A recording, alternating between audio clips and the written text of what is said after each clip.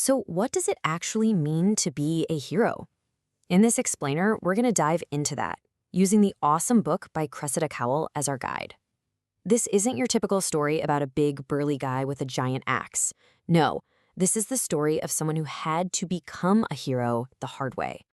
Right from the start, we know this is a story being told from the past, a look back at a time that was just wilder.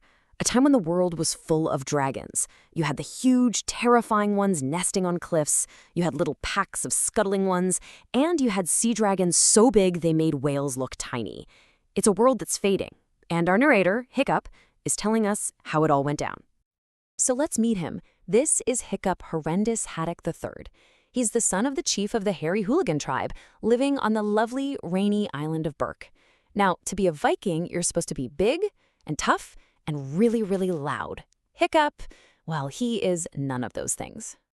And this really says it all, doesn't it? On one side, you have the perfect Viking. That's not loud. He's big, he's strong, he's loud, he loves a good fight. And on the other side, you've got Hiccup. Small, quiet, a thinker.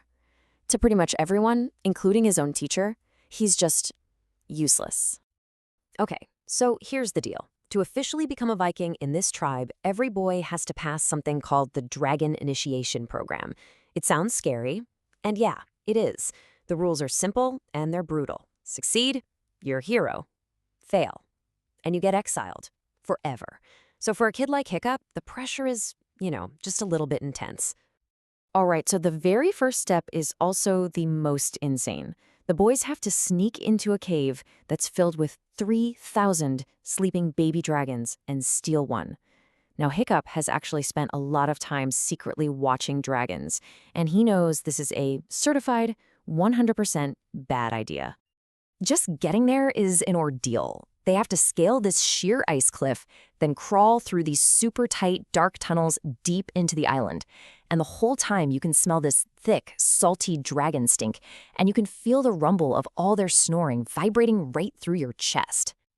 And they almost pull it off. They are so close. Most of the kids have a dragon in a basket, and they're heading for the exit. But then, disaster. His buddy, Fishlegs, who, of course, is allergic to reptiles, lets out this massive sneeze. And in the dead silence of the cave, this huge natter dragon snaps its eyes open and stares right at him. So now everyone is scrambling, dragons are waking up and chasing them down the tunnel, and Fishlegs realizes he dropped his basket. He doesn't have a dragon.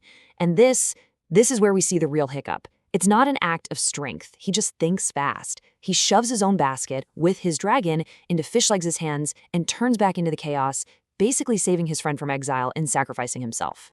Hiccup actually makes it out alive, but does he get a hero's welcome? Nope. Snotlout immediately rips the lid off his basket to see what he managed to grab in the dark.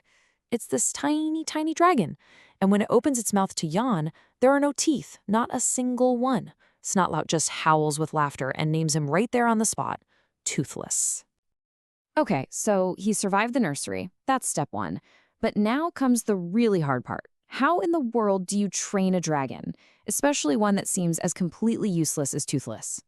So Hiccup does the smart thing, right? He goes to the library and finds the ultimate guide, a book called How to Train Your Dragon. He opens it up all excited, and the entire book is one page. And all that page says in giant letters is, yell at it. I mean, that's the whole Viking philosophy in a nutshell, right? If something's a problem, just yell at it louder. So he tries it, yelling. Toothless just gives him a dirty look. He tries being nice, giving him the best fish, spoiling him. Nope, Toothless could not care less. He makes it pretty clear that dragons are just fundamentally selfish creatures. So Hiccup does what he does best. He stops trying to force it, and he starts to watch, to learn. He realizes he has to figure out what actually makes this little guy tick. He tries everything. Fear doesn't work. Greed doesn't work. Finally, he looks through his secret notes and tries one last completely ridiculous idea, jokes. He tells Toothless, hey, if you go hunt a fish for me, I'll tell you a really good joke.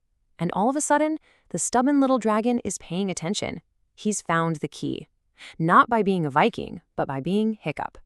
So we get to the final test. And for a little while, things are actually going okay. But then Toothless, who apparently has a very sharp tongue, starts making fun of Snotlout's dragon. The insults get so bad that the other dragon just loses it and attacks, and that sets off a chain reaction. Suddenly, it's an all-out dragon brawl, and the whole test just dissolves into chaos. The outcome is not good. Since none of the boys could control their dragons, they all failed. And the law is the law. Stoick the Vast, Hiccup's own father, has to step forward and banish every single one of them. Their life as Vikings is over. But just when you think things can't possibly get any worse, they do. That very same night, a massive storm hits the island, and it brings something with it. Something from the deep, something much, much worse than exile. 2 giant sea dragons wash up on the beach, and one of them, the Green Death, it's a living mountain. It's enormous. So the entire Viking tribe gets together and does the only thing they know how to do. They all yell at it at the same time. And the monster doesn't even flinch. In that one moment, their one and only tool, brute force, is proven to be completely useless. Well, with the whole tribe trapped, they quickly unbanish Hiccup, and he knows right away, you can't fight these things head on. You have to outthink them. And he comes up with this fiendishly clever plan. It's not about power, it's about psychology. He's going to use the dragon's own vanity to trick them into fighting each other. And believe it or not, the plan works. For a while, the 2 sea dragons get into this epic battle that nearly shakes the island apart. But in the end, the Green Death wins.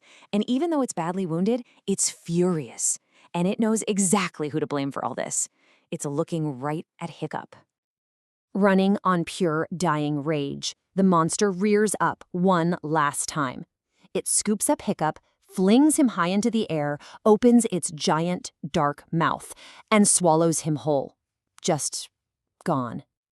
It really looks like it's all over. Stoick just lets out this roar of pure despair. But that sound, it triggers something in Toothless. The memory of this kid who didn't yell, but told him jokes. And in this unbelievable act of courage, the tiny little dragon launches himself into the air and flies straight into the giant monster's nostril, trying to save his friend. The crazy move actually works. The monster lets out a giant sneeze and Hiccup comes flying out. But the Green Death isn't done. It takes a deep breath for one final, fatal fire blast, and nothing comes out. Why? Because while he was inside, Hiccup was thinking. He saw the 2 holes where the fire comes from and plugged them with his helmet. The monster basically blows up from the inside. In the aftermath, everyone thinks Toothless died in the explosion. They even build a hero's funeral pyre for him. But as they shoot the flaming arrows to light it, a small, fiery shape soars up out of the flames. It's Toothless! He survived! He emerges like a phoenix, and the whole tribe just erupts in cheers. And so, in the end, a very humbled Stoick the Vast presents his son to the entire tribe. He's not Hiccup the Useless anymore. He's given a new title. A title that finally admits that being clever and thoughtful and kind isn't just useful, it's heroic. He is now and forever Hiccup the Useful. Which really leaves us with this one last thought.